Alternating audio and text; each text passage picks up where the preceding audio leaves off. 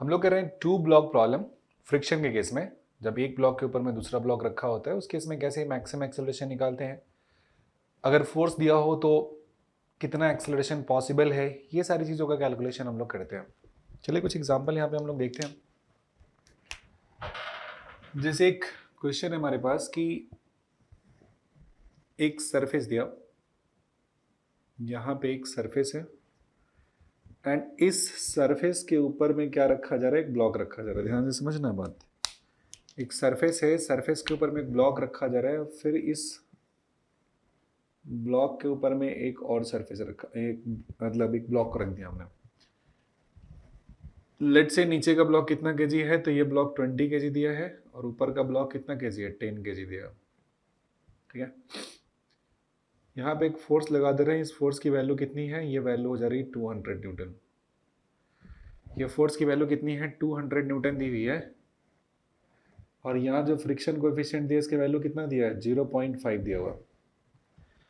Question ये बात पूछ रहा है कि find the acceleration of both the block. Find the acceleration of both the blocks. दोनों ही ब्लॉक का एक्सेलरेशन हमें बताना है यहाँ पे कितना हो जाएगा।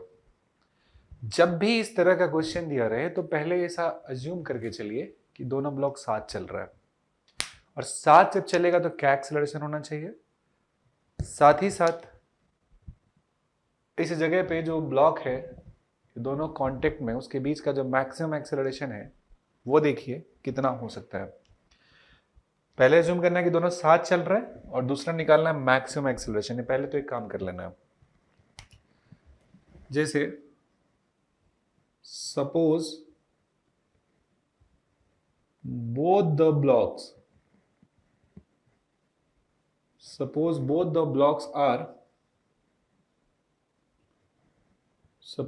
the blocks are moving together। ये दोनों के दोनों ब्लॉक क्या है, एक साथ मोशन कर रहे हैं, दे आर मूविंग टुगेदर। तो इस केस में कॉमन एक्सेलरेशन लिखेंगे तो फोर्स कितना हो जा रहा है, 200 डिवाइडेड बाई एक का मास 10 है, दूसरे का मास कितना दिया है, 20 दिया हुआ। तो वैल्यू कितना आ जाएगा, ये वैल्यू आ जाएगा 200 डिवाइडेड बाई कितना हो जाएगा, 13 हो जाएगा। So the value is 20/3 metre per second square. ध्यान से देखिएगा बात, वैल्यू कितना आ गया, 20/3 मीटर पर सेकेंड स्क्वायर। लेकिन यहीं पे maximum acceleration to move together कितना है।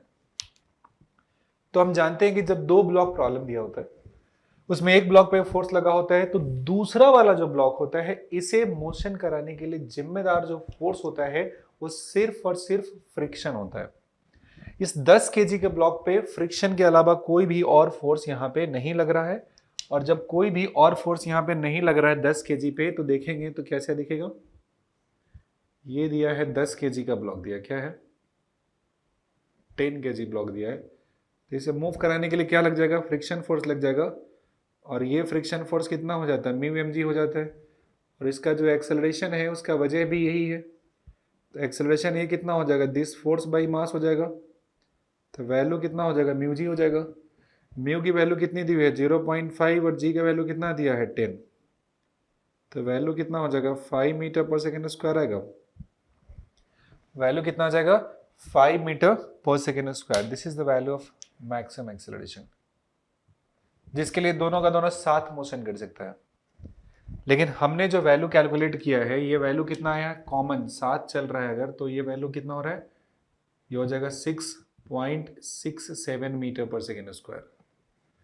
लेकिन ये कह रहा है कि जो ऊपर वाला ब्लॉक है ये block maximum acceleration 5 metre per second square तक ही रह सकता है। मतलब ये 5 मीटर पर सेकेंड स्क्वायर से ज्यादा एक्सेलरेशन नहीं है, क्योंकि 10 केजी ब्लॉक पे बाहर से कोई भी फोर्स नहीं लग रहा है। क्या है, 10 केजी पे बाहर से कोई भी फोर्स नहीं लग रहा है। मतलब क्या होगा कि यहां पे स्लिपिंग हो जाएगा। 10 KG block will slip over 20 kg block। 10 KG का ब्लॉक है, वो 20 केजी ब्लॉक के ऊपर में क्या करेगा, स्लिप कर जाएगा। और जब ये स्लिप कर जाता है, ध्यान दीजिएगा, स्लिप कर जाएगा तो 10 केजी का जो ब्लॉक है इसका एक्सेलरेशन तो कांस्टेंट है ना, वही दिया है जो मैक्सिमम एक्सेलरेशन होगा। जो 10 केजी का ब्लॉक है उस पे एक्सेलरेशन कितना होगा, सिर्फ और सिर्फ 5 metre per second square. 10 KG block जो होगा will move due to friction only। ये मूव करेगा सिर्फ और सिर्फ फ्रिक्शन की वजह से, बाकी कोई फोर्स इसमें नहीं लग रहा है। तो 10 केजी का जो ब्लॉक हुआ इसका एक्सेलरेशन कितना हो गया, इसका एक्सेलरेशन तो बहुत आसानी से निकल गया, 10 केजी का ब्लॉक दिया है और इसका एक्सेलरेशन यहाँ पे ये निकालना है, ये वैल्यू कितना हो गया, म्यू एम जी हो गया। तो एक्सेलरेशन ऑफ 10 केजी की बात करेंगे तो ये वैल्यू कितना हो जाएगा, mu M G divided by M हो जाएगा, एम से एम कैंसिल हो जाएगा, तो सॉल्व करोगे वैल्यू कितना हो जाएगा, म्यू जी। म्यू की वैल्यू कितनी दी हुई है, तो म्यू की वैल्यू यहाँ पे 0.5 दी है और जी का वैल्यू 10 हो जाएगा, तो एक्सेलरेशन कितना है, 5 मीटर पर सेकेंड स्क्वायर है। मतलब वही वैल्यू जो हमने यहाँ पे कैलकुलेट किया था, ये रहा पहला।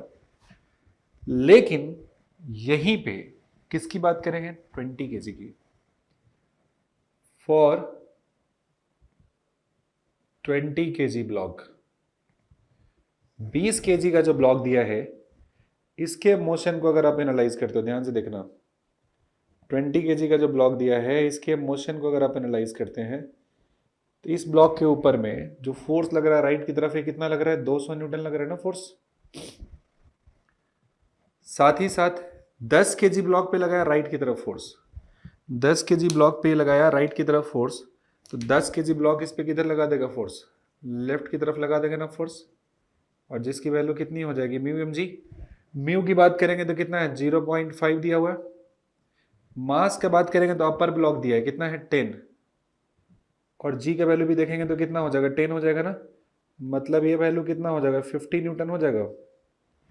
अपर ब्लॉक है, फ्रिक्शन कोएफिशिएंट म्यू का वैल्यू 0.5 है, एम का वैल्यू 10 दिया और जी का वैल्यू 10 दिया, तो 0.5 इंटू 10 हो गया, 5 इंटू 10 50।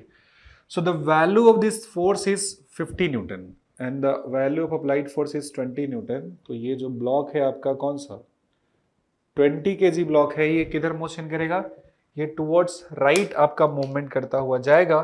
तो ये जो देखेंगे आप एक्सेलरेशन ऑफ 20 केजी ब्लॉक, ये कितना हो जाएगा, तो 200 न्यूटन लग रहा है राइट की तरफ और 50 न्यूटन लग रहा है लेफ्ट की तरफ, और मास कितना केजी दिया है, 20 केजी दिया है। तो 200 माइनस 50 हटा देंगे तो कितना होगा, 150 डिवाइडेड बाई मास 20 केजी, इससे कैंसिल हो जाएगा, 15/2 मतलब 7.5 मीटर पर सेकेंड स्क्वायर इसका वैल्यू हो जाएगा। कितना हो जाएगा, 7.5 मीटर पर सेकेंड स्क्वायर। तो यहाँ पे देख सकते हैं सिंपली कि जो ब्लॉक था वो स्लिप करने लगा, साथ साथ मोशन नहीं कर रहा है। क्यों, क्योंकि अप्लाइड फोर्स ज्यादा दिया है। एक लिमिट तक ही आप जो अप्लाइड फोर्स रखते हो, ये दोनों ब्लॉक साथ मोशन कर सकता है। उस लिमिटिंग वैल्यू से अगर कम है तब भी साथ मोशन करेगा, लेकिन अगर उस वैल्यू से ज्यादा फोर्स अगर आप अप्लाई करते हो तो इन दो ब्लॉक की बात करेंगे तो इनके सरफेस के बीच में स्लिपिंग होना लाजमी है, और उस केस में फिर दोनों ब्लॉक का एक्सेलरेशन कैसा हो जाएगा, अलग हो जाएगा। अब इसी क्वेश्चन में अगर इसी सिचुएशन को बदल देंगे, जो 200 न्यूटन का फोर्स है वो 10 केजी पे लगा दे, मतलब अपर ब्लॉक पे लगा दे फोर्स, और फिर पूछे आपसे कि बताइए एक्सेलरेशन की मैक्सिमम वैल्यू क्या होगी। आपसे पूछे एक्सेलरेशन की मैक्सिमम वैल्यू क्या होगी इस केस में, अगर इसी सिचुएशन में जो यहां पे फोर्स लग रहा है उस फोर्स का डायरेक्शन क्या करें, हम चेंज कर दें।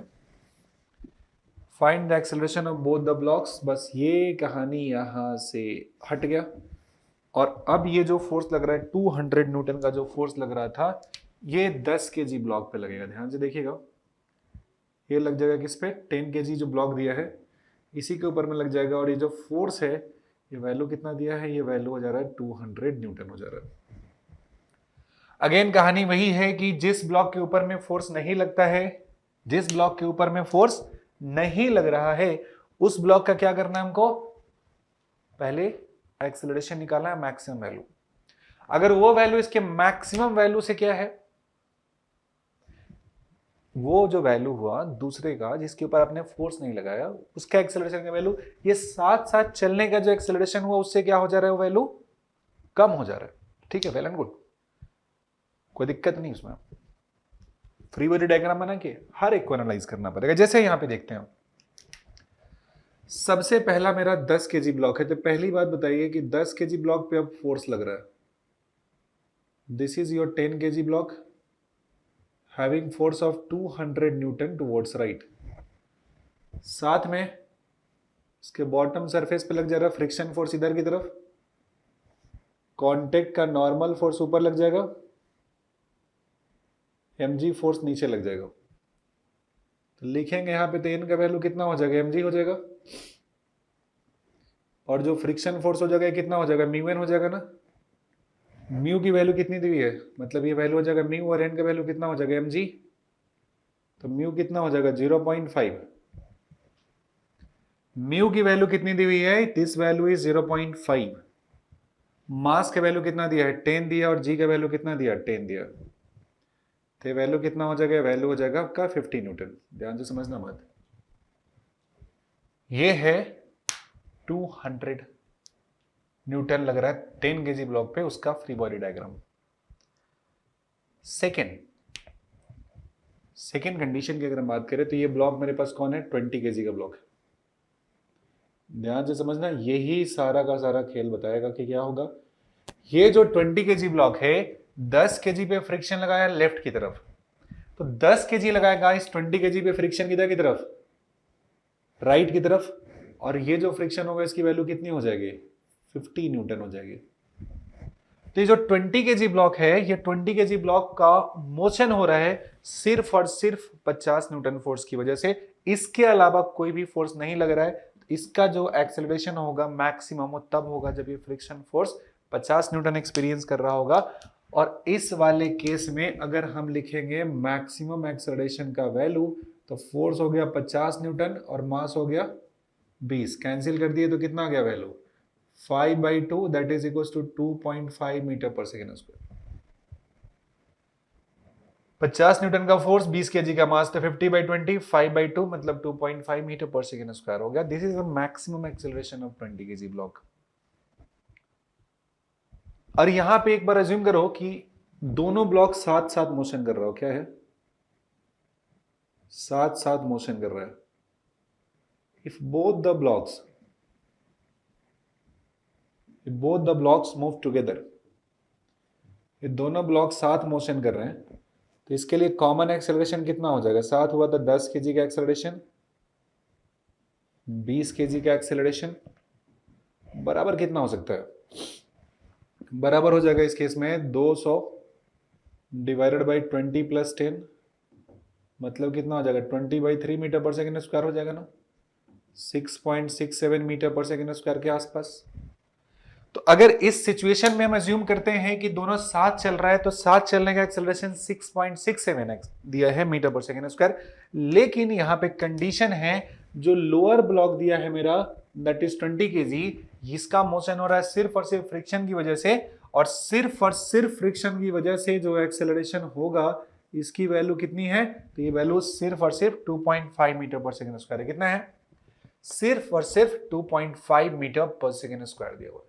तो 2.5 भी तक जा सकता है, लेकिन कॉमन के लिए कितना है 6.67, मतलब ये इससे ज्यादा बढ़ नहीं सकता है, तो क्या करेगा, स्लिप करके पीछे छूट जाएगा। तो यहां पे क्या हो जाएगा, स्लिपिंग होगा। यहां पे क्या हो जाएगा, देयर इज, या फिर there will be slipping between 10 kg and 20 kg block. और जब स्लिपिंग हो गया तो ये जो 20 kg ब्लॉक दिया है इस पे लगने वाला फोर्स तो यही है, 50 न्यूटन दिया है, तो इसका एक्सेलरेशन कितना होगा, 2.5 मीटर पर सेकेंड स्क्वायर ही रहेगा, इसमें कोई चेंज नहीं होगा। तो 20 kg ब्लॉक के लिए अगर हम लिख दें यहाँ पे एक्सेलरेशन का value, acceleration of 20 kg block, तो ये कितना हो जाएगा, तो ये वैल्यू हो जाएगा 2.5 मीटर पर सेकेंड स्क्वायर ही रहेगा। कितना हो जाएगा, acceleration of 20 kg block is 2.5 metre per second square, लेकिन यहीं पे अगर हम बात कर ले किसके लिए, 10 kg के लिए, फॉर 10 kg ब्लॉक, तो 10 kg का जो ब्लॉक दिया है इसकी अगर हम बात करते हैं तो इसमें क्या हो जा रहा है, 10 kg ब्लॉक पे लग रहा है राइट की तरफ 200 न्यूटन, फ्रिक्शन फोर्स हमने निकाला है तो ये कितना आ गया वैल्यू, 50 न्यूटन आ गया, और ये क्या हो गया, एक्सेलरेशन ये ना हो गया, एक्सेलरेशन ये बराबर 200 माइनस 50 बटा 10, 200 माइनस 50 150 डिवाइडेड बाई 10, तो वैल्यू कितना हो जाएगा, 15 metre per second square. 200 minus 50 by 10 equals to 150, इसको 10 से डिवाइड करोगे तो 15 मीटर पर सेकेंड स्क्वायर आ जाएगा। तो ये हो गया अपर ब्लॉक का एक्सेलरेशन। तो जब भी दो ब्लॉक का प्रॉब्लम दिया होता है तो अपन क्या करेंगे, जिस ब्लॉक के ऊपर में फोर्स लग रहा है उस पर कितना फ्रिक्शन लग रहा है और दूसरे सरफेस के बीच में, वही दूसरे सरफेस के लिए क्या ड्राइविंग फोर्स होता है, मतलब दोनों के बीच में जो लगने वाला फ्रिक्शन फोर्स होता है वो एक के मोशन को अपोज करता है, दूसरे के मोशन को सपोर्ट कर रहा होता है। तो उस तरह के सिचुएशन में आप जिसके ऊपर में फोर्स नहीं लगा रहे होते उसका जो एक्सेलरेशन होता है वही डिटरमाइनिंग एक्सेलरेशन होता है, बिकॉज जिस पे आप फोर्स नहीं लगाए उस पे जो एक्सेलरेशन हो रहा है वो हो रहा है ओनली बिकॉज ऑफ फ्रिक्शन। और अगर फ्रिक्शन की वजह से एक्सेलरेशन हुआ वो लेस है जितना कॉमन एक्सेलरेशन यहाँ पे हो सकता है, तो स्लिपिंग हो जाएगा। फिर इंडिविजुअल बॉडी जो दिया उसका फ्री बॉडी डायग्राम बनाना है और उसे सॉल्व कर देना है to get the appropriate value of acceleration in each cases। आसानी से वैल्यू है वो फाइंड हो जाएगा यहां पे अगर हम बात करेंगे तब। अब आगे चलते हैं अगले पॉइंट की तरफ और देखते हैं कुछ और सवाल।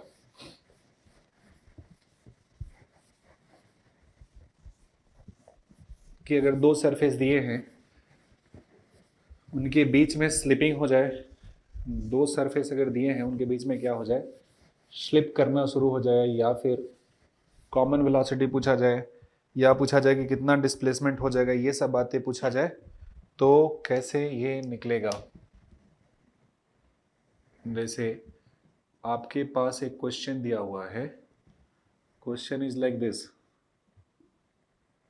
एक ब्लॉक यहां दिया है, दूसरे ब्लॉक को हम यहां रख देते हैं, म्यू की वैल्यू लेते हैं 1/2, म्यू की वैल्यू कितनी लेते हैं 1/2।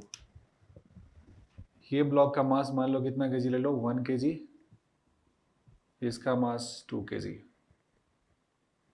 और ये जा रहा है 2 मीटर पर सेकेंड से, लेट से ये जा रहा है 8 मीटर पर सेकेंड से। ऐसा दिया सिचुएशन, ये एक सिचुएशन आपके सामने में दिया हुआ है कि एक ब्लॉक दिया है जिसका मास 2 kg है, उसके ऊपर में एक ब्लॉक इसका मास 1 kg है, ऊपर वाले की वेलोसिटी 2 मीटर पर सेकेंड है, नीचे वाले की वेलोसिटी 8 मीटर पर सेकेंड है। यहां पे पूछा गया है कि स्टार्टिंग में स्लिपिंग होगा, ऑब्वियस ही बात है, इसका वेलोसिटी 2 मीटर पर सेकेंड, इसका 8 मीटर पर सेकेंड है, तो 1 kg और 2 kg ब्लॉक के बीच में क्या हो रहा है, स्लिपिंग हो रहा है। एक सरफेस दूसरे सरफेस के ऊपर में क्या कर रहा है, यहाँ पे स्लिप कर रहा है।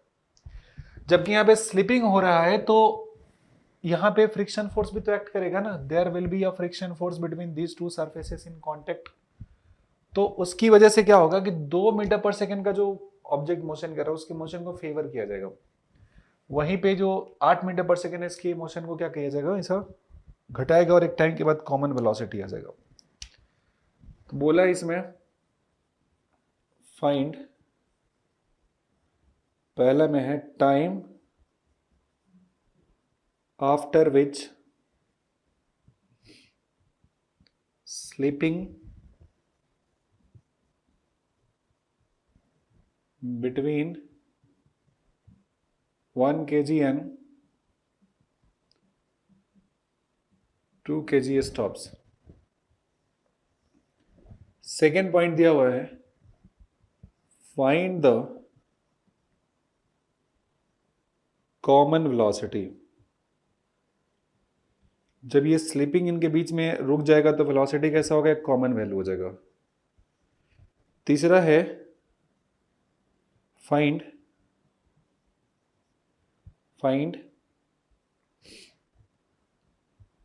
Find the displacement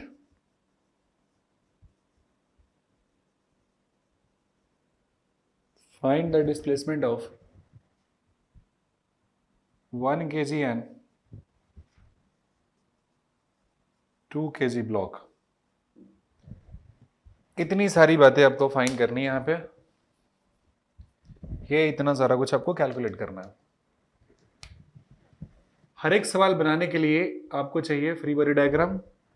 free body diagram में एक बहुत ही इंपॉर्टेंट सा बात रखना है, बहुत ज्यादा इंपॉर्टेंट पॉइंट है, ये है कि डायरेक्शन ऑफ फ्रिक्शन फोर्स क्या होगा। What is the direction of frictional force? Direction of kinetic friction. जो दो ब्लॉक है इनके बीच में लगने वाला जो काइनेटिक फ्रिक्शन है, इसकी डायरेक्शन क्या होगी? तो लॉजिक ये कहता है कि डायरेक्शन ऑफ काइनेटिक फ्रिक्शन जो होता है, डायरेक्शन ऑफ काइनेटिक फ्रिक्शन जो होता है, ये होता है opposite to the direction of relative velocity. Direction of relative velocity ये होता है opposite to the direction of relative velocity. जैसे 2 kg का ब्लॉक हुआ और ये हुआ 8 kg का, तो इसका रिलेटिव वेलोसिटी निकालोगे, 2 kg का 2 में से 8 घटाओगे तो कितना का -6। -6 का मतलब हुआ लेफ्ट की तरफ, तो फ्रिक्शन फोर्स किधर लग जाएगा? राइट की तरफ ना। 1 kg ब्लॉक का वेलोसिटी 2 kg के रिस्पेक्ट में निकालो, तो 1 kg में से 2 kg वाले घटाएंगे तो 2 में से 8 घटाएंगे तो कितना? -6। -6 का मतलब लेफ्ट की तरफ, और लेफ्ट की तरफ का मतलब हुआ कि इसके ऊपर में जो लगने वाला फ्रिक्शन होगा किधर हो जाएगा? राइट की तरफ हो जाएगा ना। और वैल्यू कितना दिया है? वैल्यू दिया है 2 मीटर पर सेकेंड चल रहा है। ये कौन सा ब्लॉक है मेरा? ये ब्लॉक मेरा 1 kg दिया है। और वहीं पे जब हम बात करते हैं किसकी, बात कर देते हैं 2 kg ब्लॉक का, तो 2 kg ब्लॉक है, चल रहा है आगे की तरफ, इसकी स्पीड कितना दिया? 8 मीटर पर सेकेंड। 8 में से 2 घटाओगे 6, तो 6 पॉजिटिव है, किधर है? राइट की तरफ आया, तो इसके ऊपर में जो लगने वाला फ्रिक्शन होगा किधर हो जाएगा? लेफ्ट की तरफ हो जाएगा ना। This is the direction of frictional force. ये क्या हो गया? डायरेक्शन ऑफ फ्रिक्शनल फोर्स हो गया यहाँ पे। अब एक बात बताओ, छोटा सा बात है, सिंपल सा बात है, कि जो फोर्स होता है इसका वैल्यू कितना होगा? तो म्यू इंटू एन हो जाएगा। और म्यू की बात करेंगे तो कितना दी है? 1/2। मास के वैल्यू 1 है और जी का वैल्यू कितना हुआ? 10। तो वैल्यू कितना आ जाएगा? 5 न्यूटन है ना। तो इसमें जो एक्सेलरेशन हुआ 1 kg का कितना हो जाएगा? फोर्स बटा कितना हो जाएगा? मास, मतलब 5/1 ही, वैल्यू कितना आ जाएगा? 5 मीटर पर सेकेंड स्क्वायर आ गया यहाँ पे। यही पे जब बात करेंगे तो यहाँ पे भी वही फोर्स लग रहा है, एफ का वैल्यू कितना है? 5 न्यूटन है, लेकिन एक्सेलरेशन की बात करेंगे तो इसका मास बदल जा रहा है। मास 5 है, फोर्स 5 है, मास 2 है, तो कितना होगा? 5/2 मीटर पर सेकेंड स्क्वायर। ये वैल्यू आ गया किसका? Acceleration of block of mass 2 kg। तो आपको दिख रहा है कि इस पे 2 kg पे जो लगने वाला फोर्स है वेलोसिटी को घटा रहा है, लेकिन 1 kg पे लगने वाला फोर्स है वो वेलोसिटी को बढ़ा रहा है। एक इंक्रीज कर रहा है, दूसरा क्या कर रहा है? डिक्रीज कर रहा है। तो चलिए इसे 1 kg के लिए लिखते हैं।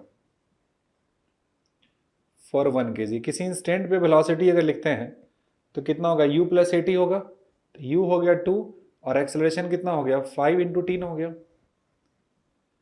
फॉर 2 kg ब्लॉक की बात करते हैं तो वेलोसिटी लिखेंगे किसी भी इंस्टेंट में, तो इनिशियल कितना हो गया? 8, और ऑपोजिट लग रहा है, नेगेटिव ना हो जाएगा, तो नेगेटिव में एक्सेलरेशन कितना हो गया? 5/2 × t होगा। v बराबर u + 80 होता है, तो u का वैल्यू 2 हो गया, और इसमें जो एक्सेलरेशन हुआ 5, तो कितना हो गया? 2 + 5t। और दूसरा है v2 की बात करेंगे तो इसका इनिशियल 8 हो गया और अपोजिट डायरेक्शन में है, एक्सेलरेशन कितना? 5/2, 8 - 5/2 × t हो जाएगा। इसमें बोला है time after which the slipping between 1 kg and 2 kg stops. ये पहला क्वेश्चन है, स्लिपिंग कब स्टॉप होगा? दो सरफेस है, इसके बीच में स्लिपिंग स्टॉप होगा तभी जब दोनों का वेलोसिटी सेम हो जाए। स्लिपिंग स्टॉप होगा जब दोनों का वेलोसिटी कैसा हो जाए? सेम हो जाए। ये पॉइंट हुआ व्हेन स्लीपिंग स्टॉप्स। तो v1 का वैल्यू कितने के बराबर हो जाएगा, v2 के बराबर हो जाएगा। और जब दोनों को इक्वेट करोगे तो कितना हो जाएगा, 2 + 5t = 8 - 5/2t। इधर लाओगे तो 5t + 5t/2 बराबर 8 - 2। तो 5 से 2 10 और 5 कितना हो जाएगा, 15t बटा 2, 8 में से 2 गया कितना हो गया, 6।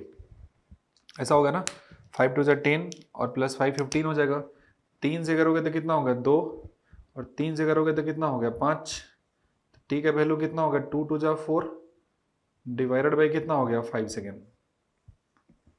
4/5 सेकेंड यहाँ पे हो रहा है, ठीक है। 5t + 5t/2 कर देंगे, v1 बराबर v2 कर देना है। पहले वाला में बढ़ेगा, एक्सेलरेशन 5 है, दूसरे वाले में घटेगा 8 - 5/2t है। तो इधर लाके जोड़ दिया, 5t + 5t/2 = 8 - 2 कितना हो गया, 6। तो 15t/2 = 6 हो जाएगा। इसको 3 से कैंसिल किया तो 3 से 2 टाइम्स, 3 से 5 टाइम्स, तो 2 2 4 बाई कितना हो जाएगा, 5। 4/5 सेकेंड इसका टाइम का वैल्यू आ गया। इतने टाइम के बाद क्या हो जाएगा, स्टॉप हो जाएगा स्लीपिंग। वहीं पे दूसरा बात करेंगे कि उस वक्त वेलोसिटी कितना हो जाएगा। तो किसी एक इक्वेशन को यूज कर लीजिए।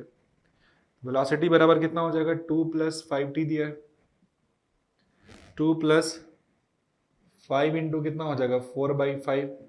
तो वैल्यू कितना हो जाएगा, 8 मीटर पर सेकेंड आ जाएगा ना। The value of velocity is 8 metre per second इस केस में आ जाएगा। तीसरा पॉइंट पूछा है कि find the displacement of 1 kg and 2 kg block. इस दोनों ब्लॉक का कितना डिस्प्लेसमेंट हो जाएगा, थर्ड पॉइंट है।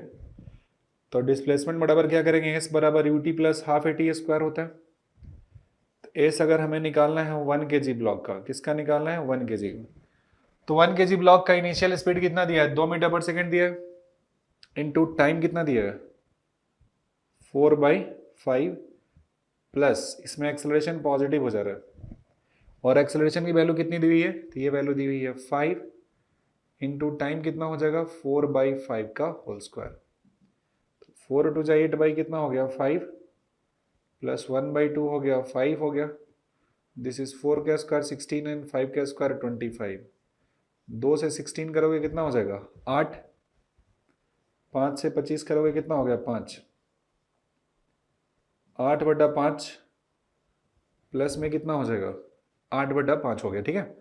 8/5 और 8/5 हो गया, करेक्ट, कोई दिक्कत नहीं यहाँ पे। चलिए बहुत बढ़िया बात है। 4 2 8 हो गया, 16 2 से डिवाइड कर दिया 8, तो कितना हो गया, 16/5 मीटर हो जाएगा ना। वहीं पे डिस्प्लेसमेंट अगर निकालना है हमको किसका, 2 kg ब्लॉक का निकालना है। ध्यान से देखना, किसका निकालना है, 2 kg ब्लॉक का निकालना है। तो 2 kg का जो ब्लॉक दिया है इसका स्पीड कितना दिया है, this is 8 metre per second. तो स्पीड कितना दिया, 8 मीटर पर सेकेंड दिया, यू। टाइम की वैल्यू कितनी दी हुई है, what is the value of time, तो टाइम की वैल्यू दिया है 4/5 दिया है। 8 इंटू कितना हो जाएगा, 4/5 ut। u का वैल्यू कितना हो जाएगा, तो u का जो वैल्यू दिया है तुम्हारा, ये कितना दिया, 8 मीटर पर सेकेंड, और टाइम का वैल्यू कितना दिया है, 4/5 दिया है, 4/5 सेकेंड। तो ये पुट कर देंगे, और इसमें रिटार्डेशन हो रहा है, ऑपोजिट डायरेक्शन में लग रहा है, और कितना लग रहा है, तो ये लग रहा है 5/2 लग जा रहा है। और टाइम कितना हो जाएगा, तो टाइम अगेन हो जाएगा 4/5 का होल स्क्वायर।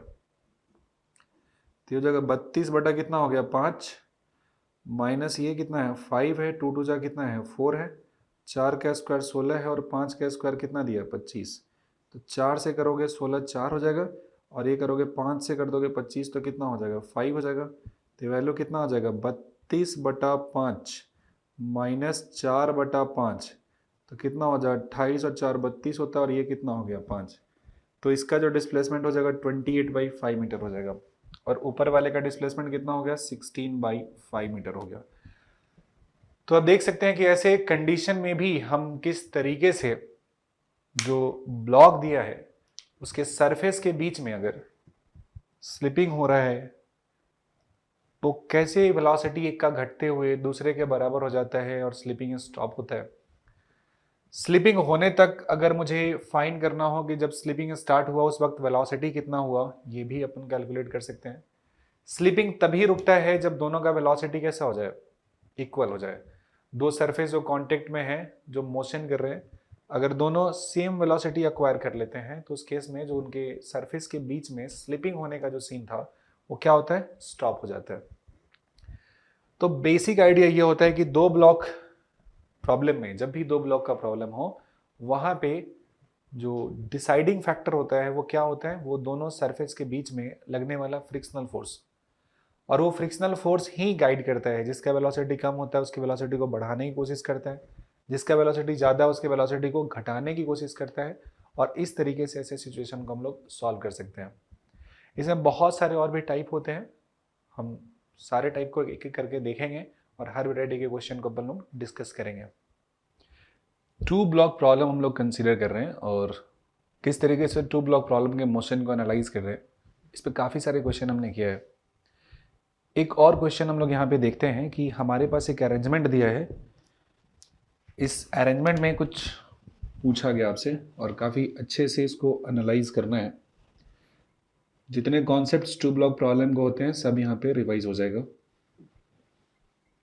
एक सरफेस दिया है और इस सरफेस के ऊपर में एक ब्लॉक रखा है, और इस ब्लॉक का मास दिया है 4 kg, और इस 4 kg जो ब्लॉक है इसके ऊपर में एक ब्लॉक रखा हमने, और इस ब्लॉक के ऊपर में फोर्स लग रहा है F, और ये फोर्स कैसा है, वेरिएबल है, और यहाँ पे जो म्यू दिया है इसका वैल्यू कितना दिया है, 1/2 दिया हुआ। इस तरीके का पूछा गया है कि ये जो सिस्टम है ये पूरा का पूरा फोर्स का जो वैल्यू है टाइम डिपेंडेंट है। t = 0 पे फोर्स की वैल्यू कितनी है, 0 दी हुई है। जैसे जैसे टाइम बढ़ता जाएगा इसका मतलब होता है कि फोर्स बढ़ता जाएगा। तो कब तक ये साथ रहेगा, कब स्लिपिंग शुरू हो जाएगा, और उसके साथ साथ इसमें पूछा गया एक्सेलरेशन टाइम का ग्राफ भी प्लॉट करने के लिए। बोला है इसमें फर्स्ट में find the time during which both the blocks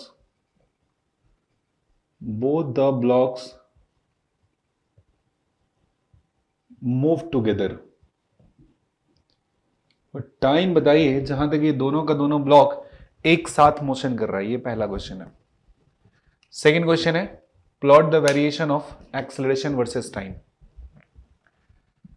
ये साथ साथ मोशन करेगा, तो जब भी टू ब्लॉक प्रॉब्लम होता है तो उसमें ध्यान रखना है कि जिस ब्लॉक पे आप फोर्स लगा रहे हो ये तो इस फोर्स के एक्शन में है, लेकिन जो दूसरा वाला ब्लॉक होता है इस ब्लॉक के मोशन का जो रीजन है वो इन दोनों के बीच में लगने वाला फ्रिक्शन फोर्स होगा। तो ये जो फ्रिक्शन फोर्स यहाँ पे लग रहा है इसकी वैल्यू कितनी हो जाएगी, अगर हम स्पेशली बात करें 2 kg एंड 4 kg ब्लॉक का, तो पहले इसका फ्री बॉडी डायग्राम हमें देखना पड़ेगा।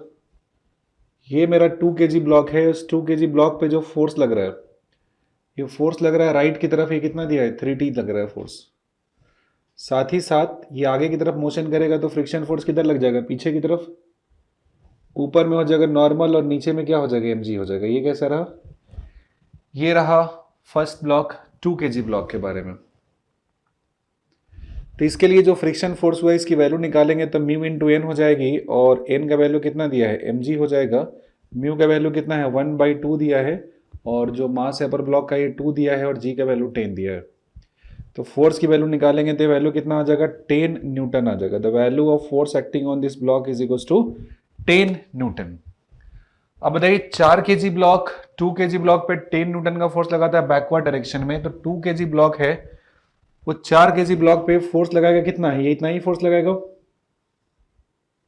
10 न्यूटन का फोर्स लगाएगा। दिस इज 4 kg, और इस पे लगाएगा फोर्स 10 न्यूटन का, किधर हो जाएगा फॉरवर्ड डायरेक्शन। तो जो 4 kg का ब्लॉक है इस ब्लॉक के ऊपर में लगने वाला मैक्सिमम फोर्स होगा वो यही फोर्स होगा, दिस 10 न्यूटन फोर्स। इसके अलावा कोई भी फोर्स यहां पे नहीं लगेगा। तो एक्सेलरेशन ऑफ 4 kg ब्लॉक की अगर हम बात करें तो मैक्सिमम एक्सेलरेशन कितना हो जाएगा, इसका फोर्स लगा 10 और मास कितना हो गया 4, तो वैल्यू कितना हो जाएगा 5/2 मीटर पर सेकेंड स्क्वायर। कितना हो जाएगा 5/2 मीटर पर सेकेंड स्क्वायर इसकी वैल्यू हो जाएगी। अब ध्यान दीजिएगा, since these two blocks are here, तो ये साथ साथ कब मूव करेगा, क्योंकि जो नीचे का ब्लॉक है इसका मैक्सिमम एक्सेलरेशन कितना हो सकता है 5/2 मीटर पर सेकेंड स्क्वायर। तो जब ये दोनों ब्लॉक का जो एक्सेलरेशन है वो 5/2 मीटर पर सेकेंड स्क्वायर तक रहा तो साथ चलेगा। जैसे समय के साथ ये फोर्स बढ़ते जा रहा है और अगर ये 2 kg ब्लॉक है, इसका acceleration 5/2 metre per second square से ग्रेटर हो जाएगा और जैसे ही ग्रेटर हो जाएगा तो 2 kg ब्लॉक स्लिप होकर आगे चलना शुरू कर देगा। हमें बात करना है जब तक ये स्लिप नहीं हो रहा है। तो स्लिप नहीं होगा कब? जब तक कॉमन एक्सेलरेशन क्या होगा? 5/2 मीटर पर सेकेंड स्क्वायर, ये उससे कम। इससे ग्रेटर जैसे ही 2 kg का एक्सेलरेशन होगा, स्लिपिंग यहां पे शुरू हो जाएगा। तो when they are moving together, when both are moving together, दोनों साथ साथ मोशन कर रहा है, तो उस केस में एक्सेलरेशन बराबर कितना हो जाता है? Total force by total mass. तो यहां देखेंगे आप एक्सेलरेशन की वैल्यू कितनी है, तो वैल्यू है 5/2। फोर्स कितना लग जा रहा है? तो फोर्स लग जा रहा है 3t और मास कितना है? तो 4 + 2 हो जाएगा 6 kg। 2 से 6 हो जाएगा कितना? 3 टाइम्स, और t से t, एक 3 से 3 कैंसिल हो गया, तो t की वैल्यू कितनी हो जाएगी? तो t की वैल्यू हो जाएगी 5 सेकेंड। यहाँ पे t की वैल्यू कितनी आ जाएगी? 5 सेकेंड। मतलब ये कि 5 सेकेंड तक दोनों का दोनों ब्लॉक है वो साथ में मोशन कर रहा है। Till 5 second both are moving together, एक साथ मोशन कर रहा है। तो 0 to 5 सेकेंड ये दोनों साथ साथ मोशन करेगा। तो पहले क्वेश्चन ने पूछा था find the time during which both the blocks are moving together, तो इस टाइम की वैल्यू कितनी आ जाएगी? 5 सेकेंड इसकी वैल्यू आ जाएगी। और वहीं इसके अगले पार्ट पे अगर हम जरा ध्यान दें तो सेकेंड में बोला है कि प्लॉट द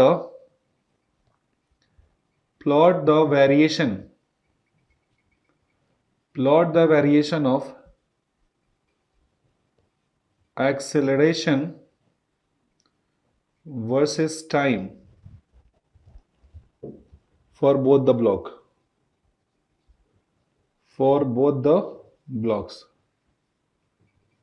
दोनों के लिए एक्सेलरेशन वर्सेस टाइम का ग्राफ है, ये प्लॉट करना है, ये आपको बताना है। Acceleration versus time graph plot करना है।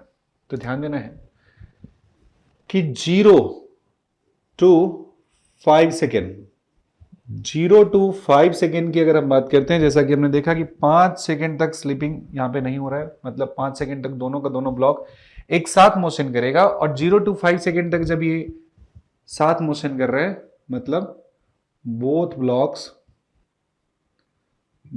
the blocks are moving together, both the blocks are moving together। जब ये दोनों साथ साथ मोशन कर रहे हैं तो किसी भी इंटरमीडिएट टाइम पे अगर हम बात करते हैं तो एक्सेलरेशन a की वैल्यू कितनी हो जाती है? Total force F by total mass हो जाता है।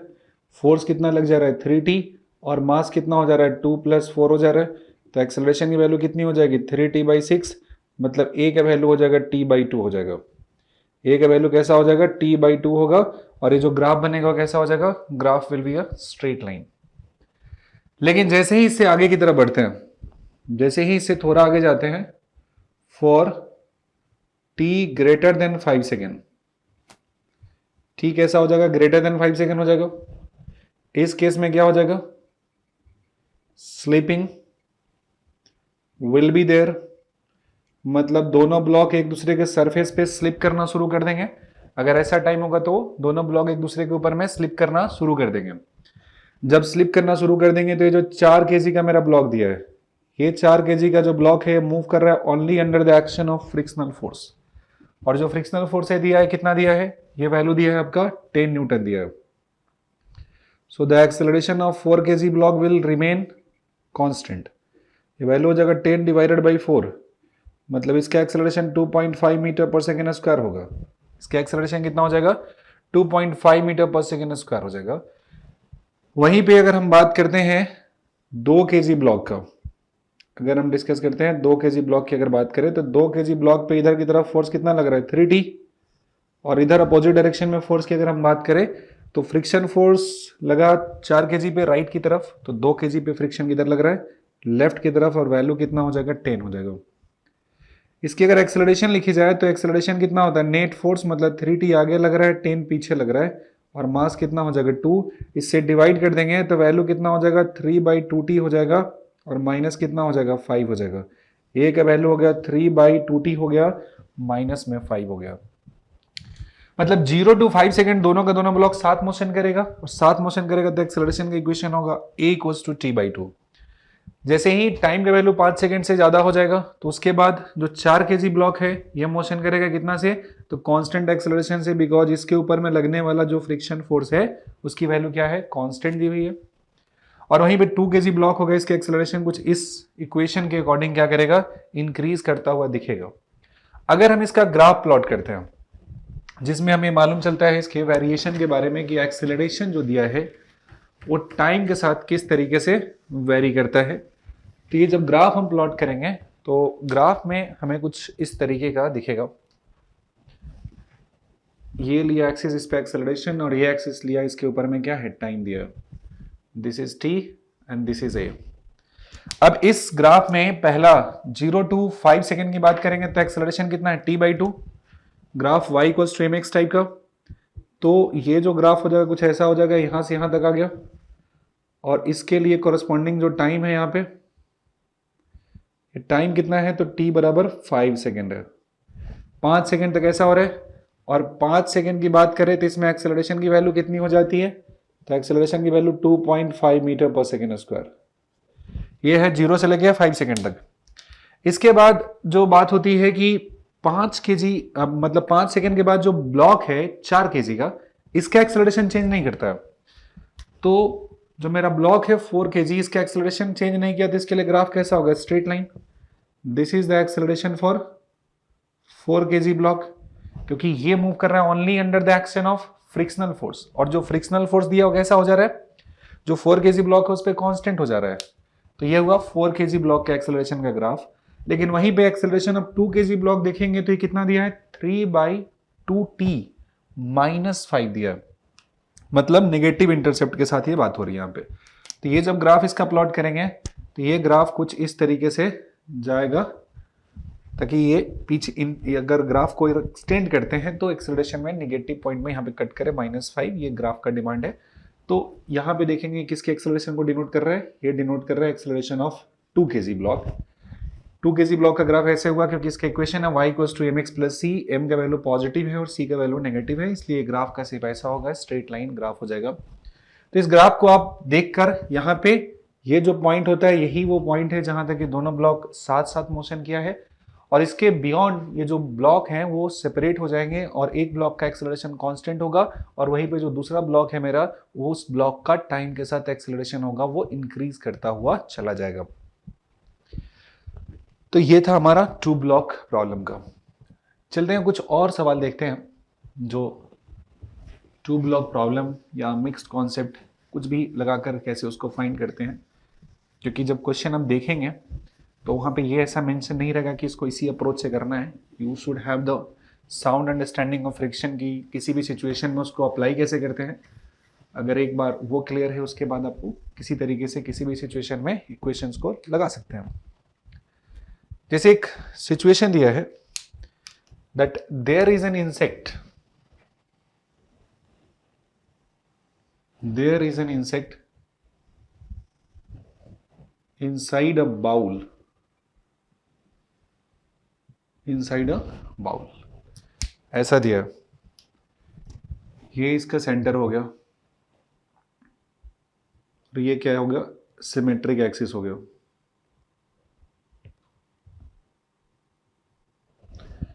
This is the symmetric axis. Suppose कर लो इसका रेडियस कितना है, 8 दिया हुआ। The inner surface is rough. Inner surface is rough and friction coefficient is mu. Radius is r. पूछा यहां से कि up to what maximum height एक इंसेक्ट है, up to what maximum height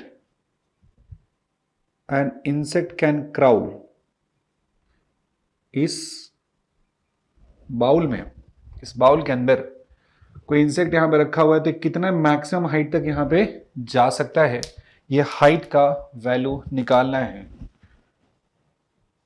to what maximum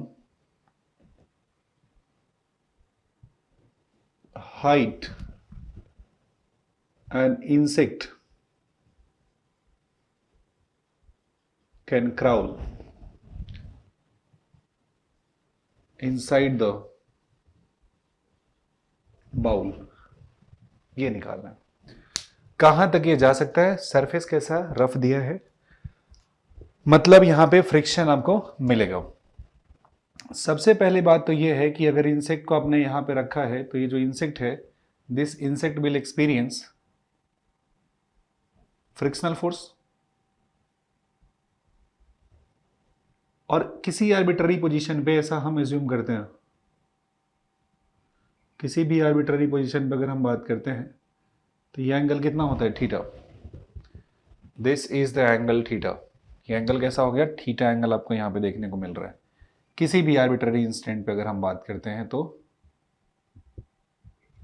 this is the angle theta. अब एक बात बताइए, मैक्सिमम हाइट का मतलब हुआ कि इसके बियॉन्ड अगर जाएगा तो स्लिप होकर नीचे आ जाएगा, इसके बियॉन्ड जाएगा तो स्लिप होकर यहां से नीचे आएगा। इस एच की वैल्यू हम बाद में यहां पे लिख देंगे। कैसे इसको एनालाइज करेंगे? सबसे पहली बात कि अगर ये यहां पे रखा हुआ है, ये ऑब्जेक्ट कहां पे रखा है? इस जगह पे। तो इस जगह पे क्या लग जाएगा? Force. You will have a normal force, you will have a normal force. और वहीं पे इस पर्टिकुलर जगह पे आप देखोगे तो नीचे की तरफ लग जाएगा फोर्स, और ये फोर्स कैसा हो जाएगा? mg हो जाएगा। देखिएगा जरा ध्यान से, ये एंगल थीटा है तो यहां भी एंगल कितना हो जाएगा? थीटा हो जाएगा। जो mg फोर्स आपको दिख रहा है यहाँ पे, इस mg के लिए अगर हम बात करें ये एंगल थीटा है तो ये एंगल भी कितना हो जाएगा? थीटा हो जाएगा। इधर की तरफ फोर्स कितना हो जाएगा? This force is mg cos theta. वहीं पे इस डायरेक्शन में फोर्स की बात करेंगे तो कितना हो जाएगा? This force will be equals to mg sin theta. और फ्रिक्शनल फोर्स इसको रोकना चाहेगा, mg sin थीटा इसको नीचे खींच कर लाना चाहेगा, और फ्रिक्शनल फोर्स चाहेगा कि ये नीचे की तरफ नहीं आए। इस ऑब्जेक्ट की बात करेंगे इक्विलिब्रियम में तो n की वैल्यू कितनी हो जाएगी? तो n की वैल्यू हो जाएगी आपकी mg cos थीटा, n की वैल्यू mg cos थीटा। वहीं पे जो फ्रिक्शनल फोर्स दिया है ये कितना होता है? म्यू इंटू एन हो जाता है, मतलब ये वैल्यू हो जाता है mu into mg cos theta. Mu into N मतलब म्यू mg cos थीटा हो जाएगा। फॉर इक्विलिब्रियम, पार्टिकल की इक्विलिब्रियम मतलब मैक्सिमम वैल्यू फ्रिक्शन का ले रहे हैं, उससे ज्यादा नहीं होगा, उससे ज्यादा mg sin थीटा होगा तो स्लिप करता हुआ नीचे की तरफ आ जाएगा।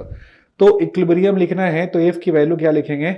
f की वैल्यू हो जाएगी mg sin थीटा हो जाएगी, और f का वैल्यू कितना दिया है? तो ये वैल्यू होता है म्यू mg cos थीटा होता है, and this expression will be equals to simply mg sin theta. यहां से mg और mg कैंसिल हो जाएगा, तो म्यू का वैल्यू कितना हो जाएगा? This is sin theta divided by cos theta. इसका मतलब sin बाई cos कितना हो गया? tan थीटा, और इसकी वैल्यू कितनी हो जाएगी? This value will be equals to mu. अब जरा ध्यान से देखना है यहां पे कि बोला गया है कि कितना हाइट इसका जाएगा इस जगह पे, ये बताना है। ये जो बॉटम पॉइंट हुआ इससे इसका कितना हाइट होगा जहां तक ये इनसे क्राउल करके यहां पे पहुंच सकता है। तो ये रेडियस अगर r हो गया तो ये डिस्टेंस कितना हो जाता है? ये डिस्टेंस हो जाता है r cos थीटा होता है। ध्यान से समझिएगा बात, ये डिस्टेंस कितना हो जाता है? r cos थीटा हो जाता है। तो हाइट h की अगर वैल्यू निकालनी है हमें तो h की वैल्यू कितनी हो जाएगी? r minus r cos theta. If you take out this expression तो ये कितना हो जाएगा? 1 माइनस cos थीटा हो जाएगा। cos थीटा की बात करेंगे, देखिए tan थीटा का वैल्यू कितना है? म्यू दिया है ना मेरा, tan थीटा का वैल्यू म्यू है, नीचे कुछ नहीं तो 1 दिया, परपेंडिकुलर मिल चुका है हमें, डिवाइडेड बाई बेस, हाइपोटेन्यूज कितना हो जाएगा? रूट अंडर म्यू का स्क्वायर प्लस 1 का स्क्वायर, ये होता है ना root under P square plus B square, मतलब कितना हो जाएगा? 1 प्लस म्यू स्क्वायर। अब ये वैल्यू यहां पे रखेंगे तो h बराबर कितना हो जाएगा? r into 1 minus cos theta कितना होता है? cos थीटा की बात करेंगे तो बेस बाई हाइपोटेन्यूज होता है, और यहाँ बेस की वैल्यू कितनी दी हुई है? ये वैल्यू दिया है 1, और हाइपोटेन्यूज कितना दिया है? 1 प्लस म्यू स्क्वायर। तो ये वो डिस्टेंस है, ये वो डिस्टेंस है जितने हाइट तक आप ऑब्जेक्ट को अगर रखते हो तो ये ऑब्जेक्ट क्या करेगा? ये जो इंसेक्ट है क्राउल होकर यहां तक जाएगा, इससे जस्ट अबव अगर जाता है तो स्लिप करता हुआ नीचे की तरफ ये पहुंच जाएगा। तो ये था फ्रिक्शन से रिलेटेड बहुत सारा न्यूमेरिकल और साथ में कॉन्सेप्ट जिसका हम लोगों ने कॉम्प्रिहेंसिव एनालिसिस किया। I hope you have understood everything in detail.